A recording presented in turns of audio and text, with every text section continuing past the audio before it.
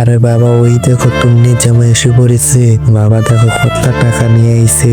বাবা, এই বড় লোক ছেলেটার সাথে তোমার সৎ মেয়ে বিয়ে না দিয়ে আমি এই ছেলেটাকে বিয়ে করে ফেলি। বাবা, এই ছেলেটার সাথে তো আমার বিয়ে ঠিক হয়ে রয়েছে। বাবা, তুন্নিকে বলে দাও ওর জামাইকে আমার সাথে বিয়ে দিবি নাকি সে বাড়ি থেকে চলে যাবে। তুন্নি তোর পাত্রকে দিবি নাকি তুই বাড়ি থেকে চলে যাবি। বাবা, তুমিও একই কথা বললা। আজকে আমি তোমার সৎ মেয়ে দিকে তুমি আমাকে এভাবে ঠকালা। আঙ্কেল, আমি আইসা পড়ছি। আমার বউ কোনটা? তোমার সাথে তো আমার বিয়ে ঠিক হয়ে রয়েছে। ওইটা তো আমাদের বাড়ি কাজের লোক। আমি হচ্ছে আমার বাবার একমাত্র সুন্দরী মেয়ে। তো চলো তাড়াতাড়ি তোমার বাড়িতে যাই। তুষে অনেক দূর হেঁটে এসে বললাম, তোমার বড় গাড়ি এবং বড় রাজপ্রাসাদের মতো বাড়িটি কোথায়? এই যে এইটাই আমার বাড়ি। আরে ফকির নি, তা তোর বাড়ি? তুই না একটা বড় লোক, তোর হাতের জিনিসগুলো তুই সবই নকল। তুই গেছিস বিয়ে করতি, তোর মতো একটা ফকির নিকে আমি বিয়ে করব না। তুষার, তুমি কি আমাকে বিয়ে করবে? হ্যাঁ, আমি রাজি। স্যার, ম্যানেজার, আজকে থেকে কোম্পানির মালিক একজন নয় দুইজন। ওকে স্যার, চলো আমরা বাড়িতে যাই।